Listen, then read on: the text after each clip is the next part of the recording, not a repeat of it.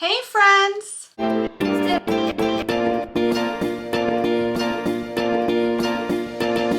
My name is Desiree, aka Mama Friendly, and I do all sorts of videos on my channel, from cooking videos to planner videos, vlogs, hauls, homeschool videos with a Disney twist, a little bit of everything. So if any of that sounds like fun to you, I hope that you'll subscribe and join me on my YouTube adventure. This video is a collab hosted by Sammy at Managing the Maze, so I'm going to have a link to her channel in the description box below, and I'm also going to have a link to the playlist for the collab, so that after you've watched my video, you can see what all my friends made as well. The theme for this collab is cozy casseroles, and you might know, if you're an old friend of the channel's, that throughout all of 2022, I posted a monthly Disney Resort copycat recipe. Now, I personally eat gluten, dairy, and soy free, and so while I love going to the Disney parks, and they are a fantastic place to eat when you have allergies, they're very accommodating. Unfortunately, a lot of the headlining treats, you're not gonna get a direct replacement when you have allergies, so you end up missing out. So what I did in all of 2022 is that I would take these favorite Disney park recipes and I would give them an allergy-friendly spin to make them more accessible to everybody at home. This is no exception. So I am taking the cozy casserole theme, mixing it with my mission to make Disney copycat recipes at home, and I bring you the Paradise Pier chocolate peanut butter banana breakfast bake.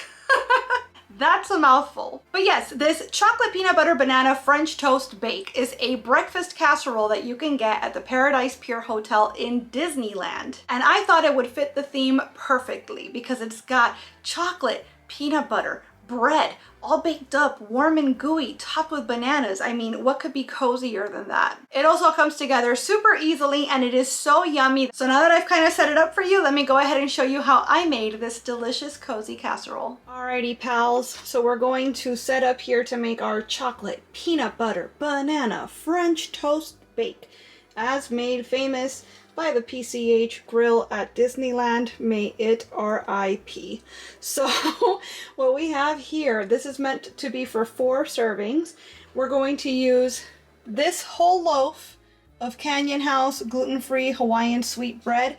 You can use brioche or challah bread, challah bread, if you're not gluten-free, but I'm going to be using this, and you don't have to use the Hawaiian sweet kind. You can use any sort of white gluten-free bread, but I'm using this one because I figured this is meant to be a sweet application overall, and so this would probably fit in well with the rest of the flavors. This is dairy, soy, gluten, and nut-free, so if any of those are your allergies, well, as far as nuts concerned, sorry, but if you're gluten, dairy, and soy-free like we are, this is a great brand, and actually it's the best tasting and best textured gluten-free bread I've had in the many years that we've been gluten, dairy, and soy-free. We also need 2 ripe bananas. We need a 1/4 cup of chocolate chips, and this is the brand I always use because they're free from pretty much every allergen known to man. I'll have these linked down below in case you need help finding them. 6 eggs,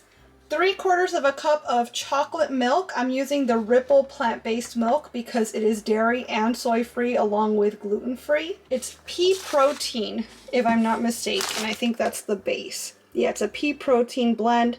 It does have sugar, it does have chocolate, and it is fortified with vitamins, which I don't love because we typically try to stay away from fortified foods. Fortified foods tend to have the cheapest, crappiest, and least bioavailable forms of vitamins. They don't do you any favors. But this is a treat recipe, so we're having a treat with the chocolate milk. You also need 1 teaspoon of cinnamon and a 1/4 teaspoon of salt. We're going to cut the bread into 1-inch cubes and put it into a large mixing bowl.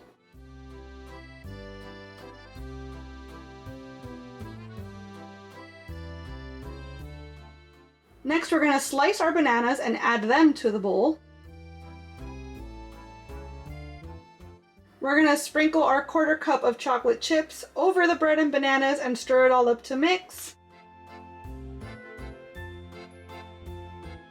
Now, in a blender or your magic bullet, we're going to mix together our 1/2 cup of creamy peanut butter, our 6 eggs, our 3/4 cup of chocolate milk, teaspoon of cinnamon, and 1/4 teaspoon of salt until fully combined.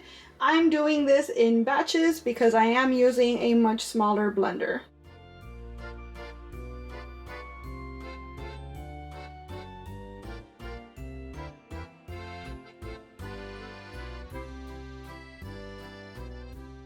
Since I did this in batches, I'm going to pour it all into one bowl and mix it up so that it's well combined. And now I'm going to take this peanut butter mixture and pour it over the bread, banana, and chocolate mixture, and then stir it gently until the bread has absorbed the liquid.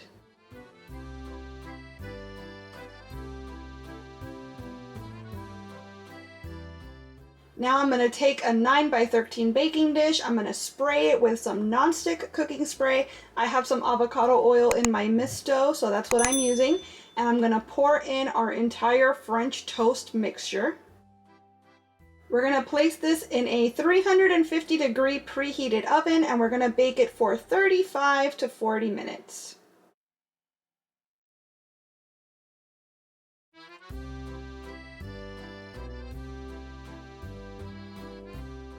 Remove it from the oven and serve it with your favorite toppings.